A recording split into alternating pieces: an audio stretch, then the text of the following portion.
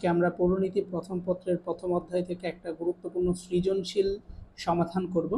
So এই সৃজনশীলটা যদি ভালো করে পড়া যায়, আশা করছি তোমার পরীক্ষায় এই সৃজনশীলটা আসলে তুমি অনেক ভালো উত্তর লিখতে পারবা। সো আমরা সৃজনশীলটা পড়ছি, সেটা হচ্ছে তানভীর রাশেদ দুই বন্ধু। তানভীর আর হচ্ছে রাশেদ দুই বন্ধু, তারা দুজনে ভিন্ন ভিন্ন বিষয় নিয়ে পড়ছে। অর্থাৎ তানভীর আর রাশেদ হচ্ছে দুইজন বন্ধু, তারা দুইজন ভিন্ন ভিন্ন বিষয় নিয়ে পড়ছে।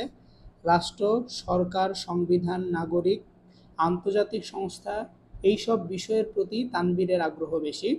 অন্যদিকে রাশেদ সব সময় মুদ্রা ব্যবস্থা, আয় ব্যয়, বাজেট তৈরি, সম্পদের সুষম বন্টন ইত্যাদির বিষয়ের প্রতি বেশি আকৃষ্ট। তাই কলেজে তারা পছন্দ মতো বিষয় নির্বাচন করে। তানভীর রাশেদ পাঠ্য বিষয় নিয়ে আলোচনা করে লক্ষ্য করল বিষয় দুইটি ভিন্ন হলেও উদ্দেশ্য এক। সো আমাদের প্রথম যে জ্ঞানমূলক প্রশ্ন সেটা হচ্ছে রাষ্ট্র কি। 2 নম্বর প্রশ্ন হচ্ছে শব্দগত অর্থে পৌরনীতি বলতে কি বোঝায়। দেন 3 নম্বর প্রশ্ন তানভীর ও রাশেদ কোন দুইটি বিষয়ের প্রতি আগ্রহী, তোমার পার্থক্যের আলোকে বিশ্লেষণ করো। দেন আমার ঘ নম্বর প্রশ্ন তানভীর ও রাশেদের মতো তুমিও কি মনে করো দুইটি বিষয় ভিন্ন হলে উদ্দেশ্য অভিন্ন, তোমার মতামত বিশ্লেষণ করো। সো এই হচ্ছে আমাদের সৃজনশীল। সো এখন আমরা উত্তরটা দেখব। সো আমাদের সৃজনশীল একের উত্তরটা আমরা একটু পড়ি। সো 1 নম্বর প্রশ্ন ছিল রাষ্ট্র। রাষ্ট্র আসলে কি?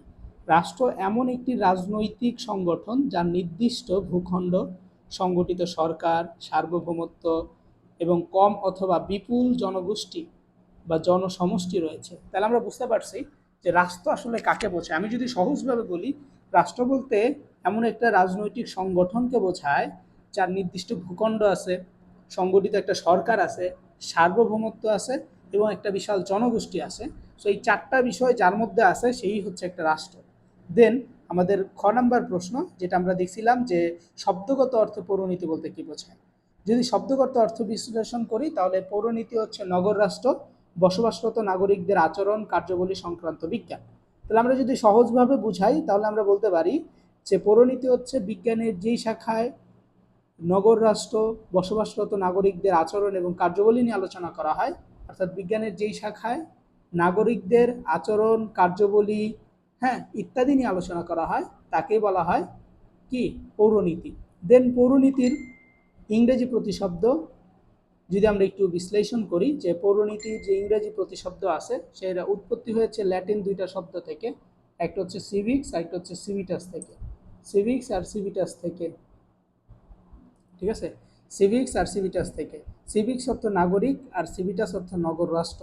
সুতরাং উৎপত্তিগত অর্থে নগর রাষ্ট্র ও নগরবাসী সম্পর্কিত রীতিনীতি, আচার অনুষ্ঠান নিয়ে জ্ঞানের যে শাখা গড়ে ওঠে তাই পৌরনীতি। তাহলে আমরা বুঝতে পারছি। দেন আরেকটা সংস্কৃত ভাষায় নগরকে পুর বা পুরী, নগরের অধিবাসীদেরকে পুরবাসী বা বলা হয়। আর অন্যদিকে পৌর হচ্ছে পুর, অর্থাৎ বিশেষ অর্থ হচ্ছে নগর বা নগর, ঠিক আছে? এবং প্রাচীন গ্রিসের এথেন্স, স্পার্টা ইত্যাদি ছিল একটি নগর রাষ্ট্র। তবে বিশ্বে বর্তমানে রাষ্ট্রগুলোর প্রাচীন গ্রিনের নগর রাষ্ট্রের মতো ছোট সরল। তাহলে আমরা ক নম্বর প্রশ্ন বললাম, খ নম্বর প্রশ্ন বললাম। সো ক নম্বর প্রশ্নটা ছিল রাষ্ট্র আসলে কি। আমরা জেনেছি যে আসলে রাষ্ট্রটা আসলে কি। খ নম্বর প্রশ্ন আমাদের ছিল যে পৌরনীতি আসলে বলতে কি বোঝায়। সো আমাদের প্রথম সংজ্ঞাটা ছিল পৌরনীতি কাকে বলে। বিজ্ঞানের এমন একটা শাখা পৌরনীতি যেখানে নাগরিকদের কর্মকাণ্ড, কার্যাবলী ইত্যাদি নিয়ে আলোচনা করা হয়, সেই অঙ্গটার নামই হচ্ছে পৌরনীতি। দেন পৌরনীতি 2টা শব্দ থেকে আসছে, একটা হচ্ছে সিভিক্স আর একটা সিভিটাস থেকে আসছে। সিভিক্স মানে হচ্ছে নাগরিক আর সিভিটাস মানে হচ্ছে নগর রাষ্ট্র। অর্থাৎ এই যে নগর রাষ্ট্র থেকে আস্তে আস্তে এই পৌরনীতির সূত্রপাত ঘটেছে এবং এই পৌরনীতি গড়ে উঠেছে, যেটা আমরা বুঝতে পারছি, ঠিক আছে? দেন আমাদের ঘ নম্বর প্রশ্ন, সেটা হচ্ছে উদ্দীপকে বর্ণনা অনুযায়ী তানভীর পৌরনীতি সুশাসনের প্রতি আর রাশেদ অর্থনীতির প্রতি। আমি যদি এটা তোমাদেরকে একটু বোঝাই, যেমন পৌরনীতি ও সুশাসন হচ্ছে সামাজিক বিজ্ঞানের সেই শাখা যেখানে সরকারের সংগঠন পদ্ধতি, সংবিধান, নাগরিকদের অধিকার, কর্তব্য সমূহ নিয়ে আলোচনা করা হয়। আর অপরদিকে নাগরিকের অতীত, বর্তমান, ভবিষ্যৎ, স্থানীয়, জাতীয়, আন্তর্জাতিক প্রেক্ষাপট পর্যালোচনা করে, ঠিক আছে? আর অর্থনীতি বা সামাজিক বিজ্ঞানের একটি শাখা যা পণ্যের উৎপাদন, সরবরাহ, বিনিময়, বিতরণ, ভোক্তা ইত্যাদি নিয়ে আলোচনা করে। ঠিক আছে, তাহলে আমরা বুঝতে পারছি যে তানভীর যে বিষয়টা নিয়ে আলোচনা বা তার যে আগ্রহ আছে সেই বিষয়টার নাম হচ্ছে পৌরনীতি, আর অন্যদিকে রাশেদের যে বিষয়টা নিয়ে আগ্রহ আছে সেই বিষয়টার নাম হলো অর্থনীতি।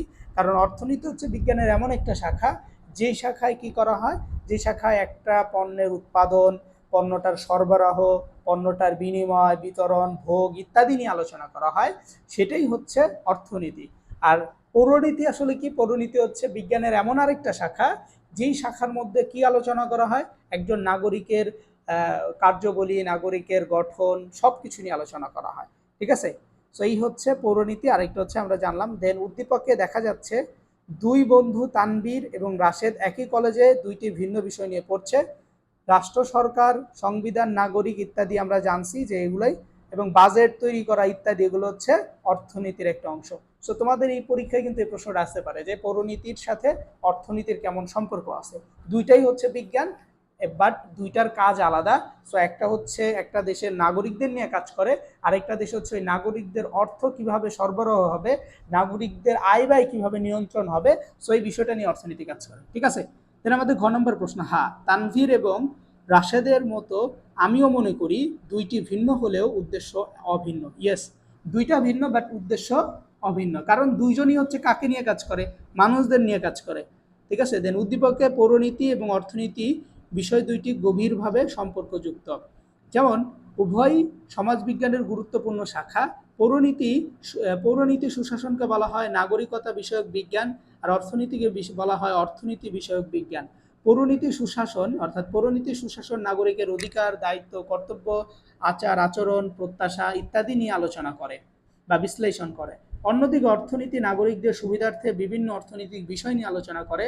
উভয়ই লক্ষ্য নাগরিকদের কল্যাণ সাধন করা এবং প্রতিটি রাজনৈতিক সমস্যার দিক বিবেচনা করে যেগুলোর হচ্ছে একটা সুষ্ঠু পরিকল্পনার মাধ্যমে সেটা যাতে একটা ভালো কিছু বের হয়, সেই বিষয়টা নিয়েই আলোচনা করে দুইটা সামাজিক বিজ্ঞানের অংশ, অর্থনীতি এবং পৌরনীতি। তাহলে আমরা বুঝতে পারছি ব্যাপারটা।